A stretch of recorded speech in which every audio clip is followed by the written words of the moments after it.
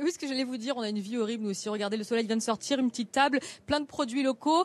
Eric qui nous accueille dans sa cave du quartier Notre-Dame-du-Mont à Marseille. Et à côté de moi, Stéphane, qui est à l'initiative de cette association qui s'appelle Temps Gourmand et pas le Temps Gourmand. Pourquoi cette petite subtilité ? Parce que ça sonnait bien à l'oreille. Ça sonnait bien, Temps Gourmand. Et puis parce qu'on voulait dire qu'il était temps d'être gourmand et de prendre son temps. Il est temps. Alors, il est temps que vous nous racontiez cette belle histoire. Ça commence comment ? Ça commence par du saumon fumé. Moi, à l'origine, j'ai monté une boîte pour faire du saumon fumé parce qu'il est pareil. Il était temps de manger du bon saumon fumé à l'ancienne. Il est fumé au bois d'arbre fruitier. Il est pas trop salé, etc. Et on a décidé de le vendre de façon un peu originale. On a pensé que ce serait pratique pour les gens de pouvoir l'acheter en ligne et d'aller le récupérer à côté de chez eux, chez des commerçants de quartier qui auraient des frigos. Et cette idée, en fait, elle marche pour plein d'autres artisans. Donc on s'est associés, on a monté un collectif, Temps Gourmand, et on retrouve sur le site. Je vous montre. Allez, on montre, parce que ça donne envie quand même. C'est quoi ?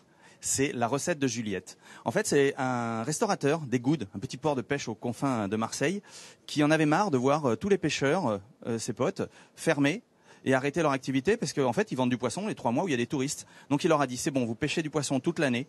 On le congèle avec un procédé un petit peu innovant. Et quand j'ai 100 kilos de chacun des 5 poissons de la vraie recette de la bouillabaisse, je vous fais 500 kilos de soupe avec la recette de Juliette. C'est sa grand-mère, Juliette. Et je les mets en bocaux. Et du coup, on vend ça sur le site. On a Antoine et Joachim qui ont... Antoine, ses parents avaient un élevage de lapins. Joachim, en sortant d'école de commerce, il a dit « Oh là là, j'ai vraiment envie de faire un vrai truc ». Et ils ont monté une gamme de charcuterie, de terrines, de saucissons de lapin. Alors moi, c'est ça qui m'interpelle. Escargotine du soleil. Alors, Benjamin et Marie-Ève, ils ont décidé de tout abandonner pour monter un élevage d'escargots. Non mais quand je le dis comme ça, on n'arrive pas à y croire, pour vraiment être passionné pour faire ça. Et donc, il est où l'élevage d'escargots ? Dans le Var, pas très loin, une petite heure d'ici, du centre de Marseille. Ils fabriquent quelques tonnes d'escargots bio tous les ans avec lesquels ils font... ces petites escargotines notamment. Alors ça, c'est une recette qu'ils font avec les légumes du terroir, de petites terrines. Ça remplace très avantageusement tous les pâtés que vous connaissez. C'est sublime, c'est fin, c'est très bon. Alors, tout est frais, presque à la commande, puisqu'en fait, c'est pas des grosses quantités qui sont produites. À chaque fois, c'est mis comme ici dans une cave à vin, par exemple. Enfin, ce sont des caves à vin. On y reviendra tout à l'heure avec Eric. Et puis, alors, parmi les producteurs locaux et les artisans, on a une petite pépite. C'est les frères Biltong. Regardez. C'est quoi ? Je crois qu'on a quelques images d'ailleurs de comment c'est fait. Qu'est-ce que c'est ? Alors, les frères Biltong, c'est 3 légionnaires qui, après quelques années de tournée un peu partout dans le monde et en France, étaient très surpris que la France soit le seul endroit où on ne trouvait pas ça, le biltong. Alors, c'est quoi le biltong ? C'est une spécialité de bœuf séché. C'est une charcuterie anglo-saxon et c'est sud-africain exactement. Et donc, c'est de la viande séchée, marinée avec des vinaigres, des épices. C'est très très bon, très très fin. Et à l'inverse de nos bonnes charcuteries de terroir, c'est que des protéines et 0 graisse. Donc, ça plaît à plein de gens. Et c'est vraiment très savoureux. Et d'ailleurs, je en profite pour passer le mot.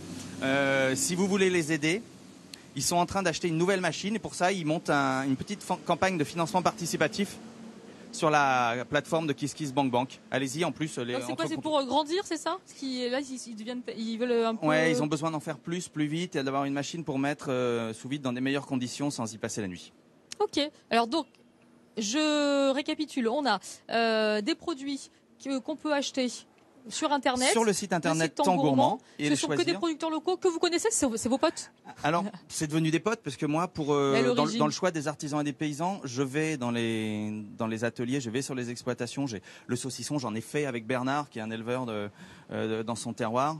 Bernard, comme il me dit, je lui demande, la première question que je lui pose, c'est: tu mets des nitrates, des salpêtres?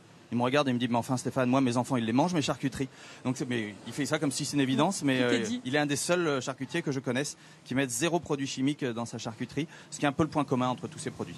Merci Stéphane, je passe le micro à Eric qui nous accueille donc dans sa cave. Donc on peut pas être à l'intérieur parce qu'il n'y a pas de réseau. On s'est mis tranquillement sur la terrasse, on est pas mal finalement. Vous, ça a été comme une évidence d'accueillir un peu ces produits locaux, ces artisans. Ça vous ennuie pas ce va-et-vient? Parce que finalement on vous achète pas votre vin, c'est des gens qui viennent acheter autre chose. Alors si vous voulez, Stéphane, c'est l'exemple des belles rencontres qu'on fait quand on est dans le milieu du vin. Il y en a d'autres, mais c'est vraiment un exemple. Et lorsque nous nous sommes rencontrés, qu'il m'a expliqué les produits qu'il faisait, j'ai de suite été séduit par la démarche et j'ai pas hésité une seconde à faire point relais en fait pour que les produits soient livrés chez moi et que les clients puissent venir les chercher. D'autre part, ça crée des synergies d'amateurs de bons produits. Comme il vous l'a expliqué, ce sont des produits authentiques, ce sont des produits d'artisans. Et ça crée vraiment une osmose avec la démarche que moi j'essaie de faire aussi avec mes vins. Ce sont des vins de vignerons, ce sont des vins qui sont la plupart sans produits chimiques aussi. Et j'ai trouvé que c'était vraiment une collaboration à la fois professionnelle, mais aussi dans la convivialité avec la découverte de plein de produits. Et puis une vie de quartier, parce que alors nous, depuis tout à l'heure, on est là, parce qu'on entend, on écoute l'émission, et puis alors tout le monde passe, on dit bonjour, on se connaît, on se fait la bise, donc vraiment, ça donne une convivialité au quartier. Donc merci pour ces belles rencontres. Donc Temps Gourmand, il y a un site internet, parce qu'on trouve les produits chez Eric, mais on en trouve dans d'autres caves ou dans d'autres endroits, et bien sûr, aussi ces produits sont en vente en ligne. Voilà, je vais vous laisser parce qu'on va sortir les assiettes, nous, puis on va passer à l'apéro.